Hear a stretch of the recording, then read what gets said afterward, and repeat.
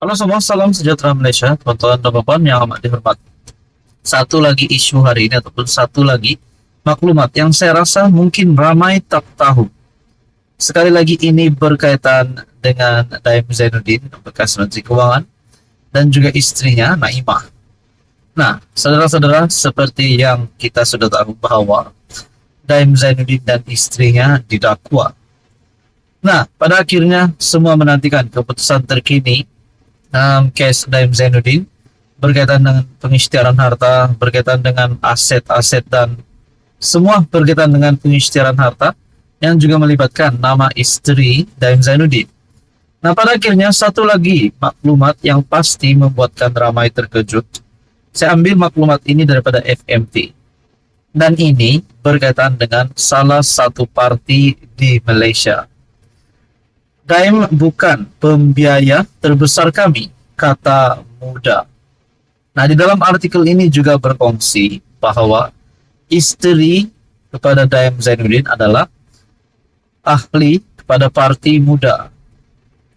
Pemangku Presiden Muda, Amira Aisyah Abdul Aziz, turut mengesahkan bahwa istri Daim, Naimah Khalid, adalah ahli parti itu. Bekas Menteri Keuangan Daim Zainuddin bukan pembiaya terbesar Muda, kata pemangku Presiden parti itu, Amira Aisyah Abdul Aziz.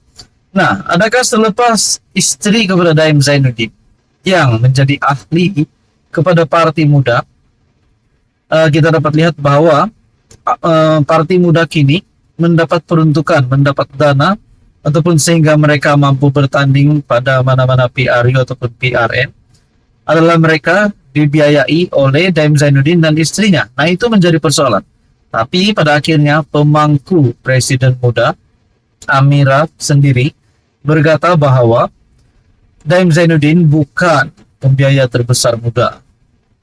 Beliau berkata demikian ketika ditanya sama ada Daim antara pembiaya parti berkenaan dan menambah parti itu mempunyai struktur pembiayaan dalaman yang ketat dengan seseorang penderma hanya boleh menyumbang sehingga 200,000 pada satu masa.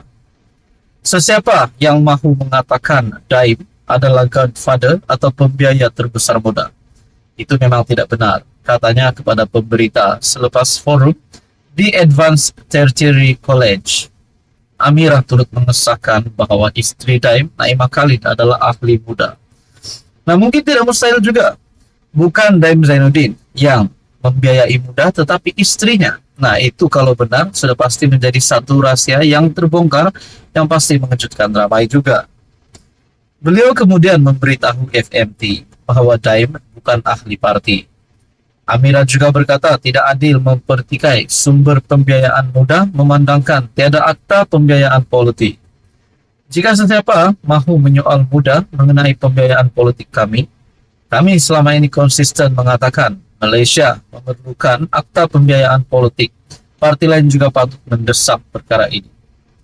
Berhubung gambar yang tersebar di media sosial menunjukkan beliau dan Naimah di Mahkamah Session Kuala Lumpur pada 23 Januari, Amira berkata dia hadir untuk menyokong Naimah kerana beliau ahli Muda. Nah, saudara-saudara, tonton dalam artikel ini juga menyebut Daim menghadapi tuduhan serupa pada 29 Januari apabila didakwa gagal mengisytiharkan pemilikan dalam 38 syarikat, 19 bidang tanah di Selangor, Negeri Sembilan, Pahang, Kedah, dan KL selain 6 hartanah. Dia juga didakwa gagal mengisytiharkan pemilikan akaun ASNB dan ASN selain 7 kenderaan mewah. Jika sabit kesalahan, Daim dan Naimah menghadapi hukuman penjara maksimum 5 tahun dan denda tidak melebihi 100,000, menurut perkongsian daripada FMT. Nah, saudara-saudara, apa komen Anda berkaitan dengan ini? Ini pasti satu lagi pendedahan yang mengejutkan. Teruskan bersama di dalam channel ini untuk info yang seterusnya. Halo semua, salam sejahtera Malaysia. Selamat datang ke channel Fels Lifestyle. Info padu, info hangat disediakan di dalam channel ini. Nah, satu isu hangat hari ini yang saya nak kongsikan. Kali ini berkaitan dengan salah satu, saya boleh katakan mungkin influencer ataupun salah satu content creator di Malaysia yang hari ini namanya disebut-sebut. Tidak lain dan tidak bukan nama Didi Chronicle yang kita dapat lihat membuat video parodi di laman Facebook page beliau. Nah, pada akhirnya, kenapa tiba-tiba nama Didi Chronicle ini disebut ramai? Oh, rupanya ini satu berita hangat, mungkin ramai yang terlepas pandang ataupun ramai yang masih tidak tahu. Di sini saya kongsikan satu artikel daripada Malaysia Kini. 49 laporan polis dibuat terhadap Didi Chronicle. Artikel ini pada Februari 18, 2024. Berita sepenuhnya, sejumlah 49 laporan polis dibuat di seluruh negara ke atas pempengaruh media sosial Didi Chronicle yang membuat video parodi didakwa mempersendahkan keputusan mahkamah dalam isu enakmen syariah. Wow, ini pasti satu isu yang hangat, tetapi kita harap terdapat satu jalan penyelesaian yang baik.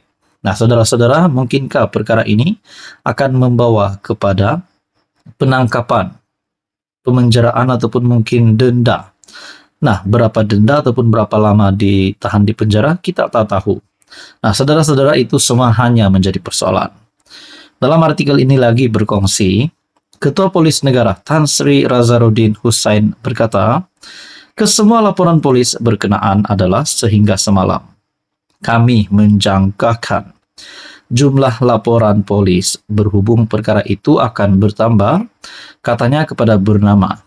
Makna kata, Ketua Polis Negara sendiri pun sudah mengesahkan perkara ini. Ketua Polis Negara sendiri, Tan Sri Razaruddin Hussain, sudah bersuara berkaitan dengan isu ini. Baru-baru ini, video berdurasi lebih 3 menit dimuat naik Didi Chronicle atau nama sebenarnya Dedi Suleman Ray, 43 tahun.